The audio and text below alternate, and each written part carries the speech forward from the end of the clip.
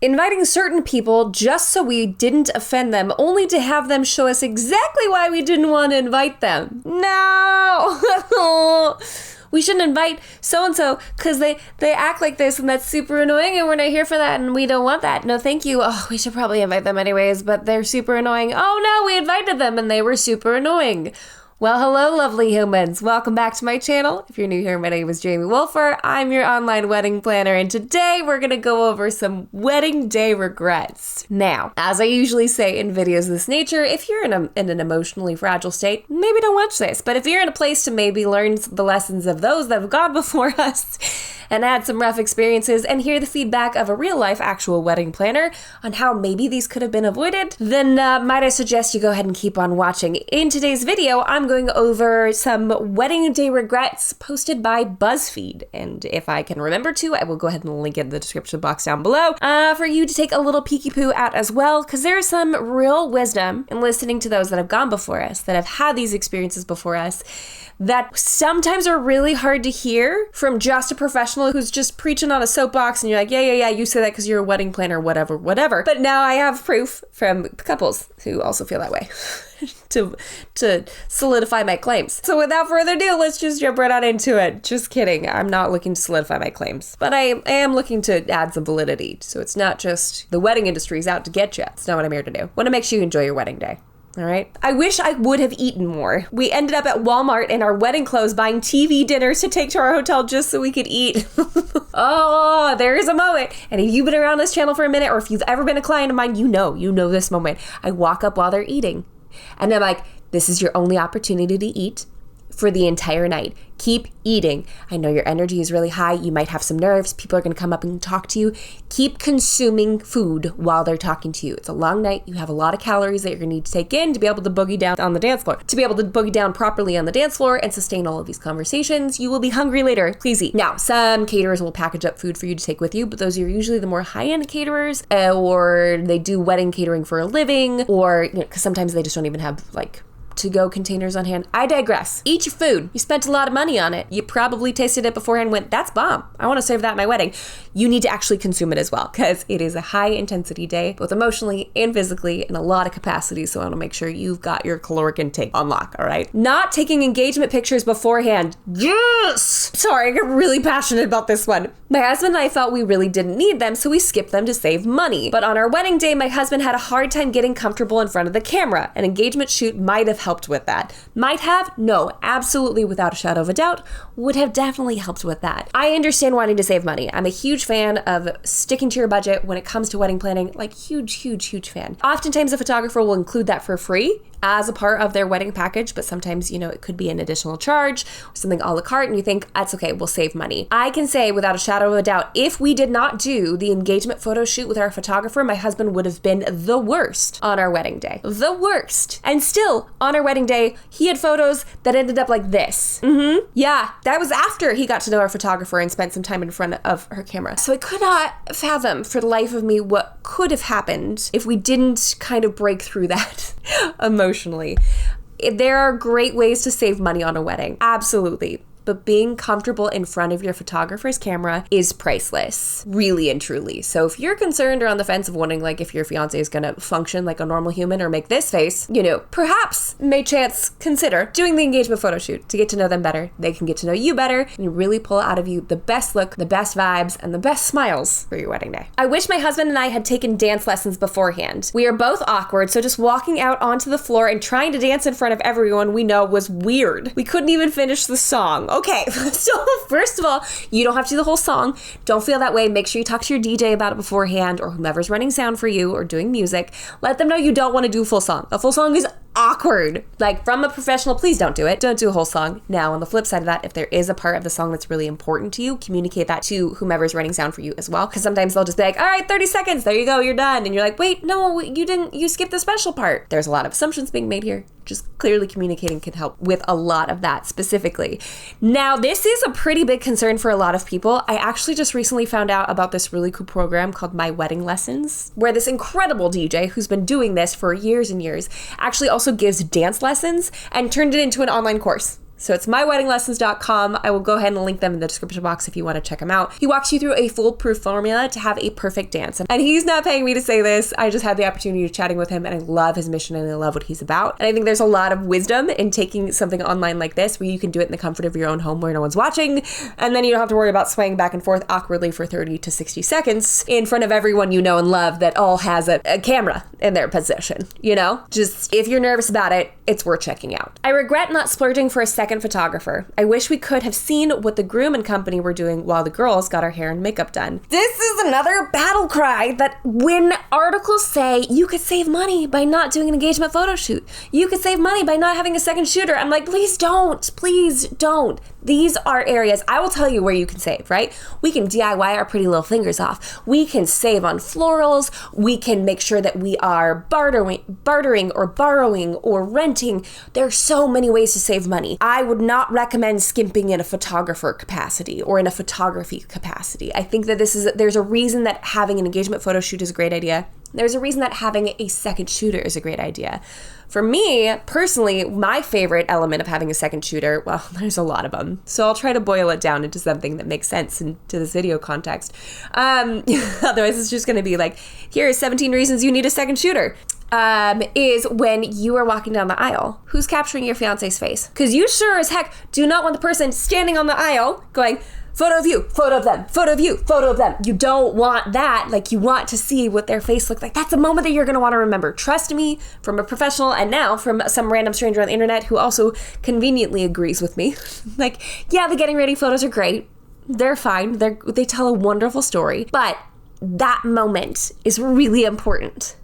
Or when you're off getting your portraits done during cocktail hour, who's capturing family members and friends so you can see all the faces of the people that were there? Who is getting footage of what your reception location looks like while you guys are getting those photos done? I was a huge fan of the design of my wedding. Like, I really wanted it to be well thought out and intentional. I wanted really good photos out of it. Like, I wanted decor pictures. If we only had one shooter, I would not have had that opportunity. There would have been a lot of those that were missed. So I was really grateful that we got a lot of that. Wearing white. I hate how I look in white. So I was so uncomfortable and I felt like a giant marshmallow all evening. Okay, first of all, I just love weddings. I'm a total cheeseball, so like I don't care what dress you wear or what pantsuit or if you wear a dress at all. If you're not wearing clothes, like that's great for you. That's less my vibe. I'm more like the clothed variety personally, but I'm sure there's a wedding planner out there that would support you in the fullest. But I love non-traditional dress colors like black, tan, or blue, or pink, or purple. I think even this person said, I wish I had just worn purple. Do it. Like, I just think that there's so much fun about expressing yourself in this way. Make your wedding day yours. I love a white wedding dress. I love an ivory wedding dress. I love a nude tone wedding dress, unless it's like too nude, because then it airs into like you get where I'm going with this. I wish we waited a day before leaving for our honeymoon. We left at 4 o'clock in the morning the following day to catch a flight, and everything moved so fast that it took us until the middle of the next week for it to hit us that we were actually married and on our honeymoon. Yes, ma'am. Sometimes you just need a minute. You've been planning one singular event for like a year with a lot of money and a lot of emotions, and so much went into this one day that like you might need to come down from that high a little bit before going on your honeymoon. I may not be the best example of this because we actually waited a couple years to go on our honeymoon because we couldn't afford to do both. We were broke. We couldn't have a wedding and go on a trip. Like, that's not happening. No way. So for us, like, our case study was a little bit different. In fact, I interviewed someone on the podcast recently where she was talking about they didn't go on a honeymoon at all. In fact, 5 years into their marriage, they're now taking their very first vacation together. We all have different priorities. We all have different things that we can do with our time. But might I suggest not going on a flight at 4 a.m. the next day or that night? Give yourself a minute, breathe, stay at a local hotel. If you guys haven't been living together yet, maybe move into your new place together. Like, just give yourself some time. Maybe a week, maybe a year, doesn't really matter. Give yourself some time to just like come down from that high a little bit, breathe, sleep, rest, restore, and then go on your honeymoon. Now, a lot of people still see a honeymoon as a means to go rest and restore. You know, of course, do whatever you feel so inclined to do, but please, for the love of all that's holy, if you are staying up until midnight partying on your wedding, don't have your flight at 4 a.m. the next day. I wear glasses 365 days a year, but I decided to wear contacts the day of our ceremony, and they were itchy and gave me a migraine. I should have just worn my glasses. My husband likes me more with them anyways. We get this question. I do Q&A Mondays over on Instagram. I'll link it right here if y'all want to go check it out. It's really fun. We do Q&As on Monday and then unpopular wedding opinions on Thursdays. Things get spicy on Thursdays. But we've had this question in the past of like, I wear glasses, but I've been told I shouldn't wear them on my wedding day. What should I do? And in my opinion, I think you should just do you. If you feel more like yourself in your glasses, if you feel more like this is the truest representation of who I am, then do it. If you feel like, no, I wear them sometimes I don't, then yeah, obviously that's a choice that you can make at that venture, whatever, you get where I'm going with that. But if you never wear your contacts, or if they are uncomfortable, or you prefer to have your glasses on, whatever the reasoning is behind that, run with it. You can wear glasses on your wedding day, regardless of what people tell you. You totally can, and it'll look incredible. And you'll look back on these photos and still recognize yourself. And I think there's something really sweet about that. I wish we hadn't DIY'd so much. Yeah, we saved money, but it kind of sucked to have to run around cleaning up in my wedding dress after our reception instead of hanging out with my husband. I have a whole video called The Most Overlooked Part of Your Wedding Day, and it's this. It's tear down. It sounds so nice, but there's a reason that the professionals cost what they cost, because they do all the setup and they do all the teardown. There's something like really glorious about like not having to do that. And we fall into this illusion of, oh, I'll just make it. And then we'll just set it up and we'll just tear it down. Who's we? Sorry, I yelled a little, but really, who's we? Like, who's doing this setup? Who's doing this tear down? You really need to be intentional about each and every DIY that you do. Who's bringing it there? Who's setting it up? Who's tearing it down? And who's removing it from the venue? Because we don't want you doing that on your wedding day. You're exhausted. This has been emotional. You just spent a lot of money. You're probably really tired. You might have had a couple glasses of champagne. I don't want you to be the person that's running around your wedding venue on the night of your wedding. Instead of going to hang out, chill, breathe, cleaning up. Not my hope for you. So if we can plan ahead, let's plan ahead and make sure that doesn't happen. I wish I'd chosen a dress less tight and rigid so I could eat more of our food. I just couldn't fit it in. No. I don't want you buying TV dinners at Walmart later, and I don't want you not able to eat. Now, we love a svelte, that's a word, right? Dress. Okay, we love fierceness. We love it. It's glorious. But if you can't cram the food that you just spent, $30, $60, $100 a plate on down your gullet to enjoy it, that's to each his own. Your girl likes food. So that's not a choice that I personally would want to make. Let's go for something without boning, or maybe a corset back so we can give it a little loosey-goosey to breathe. Oxygen's important, and so are calories. And also you spent a lot of money on that food. And also you don't want to pass out. Expecting it to be the best day of my life. It wasn't, and that's okay. Oh, I love this. I love this.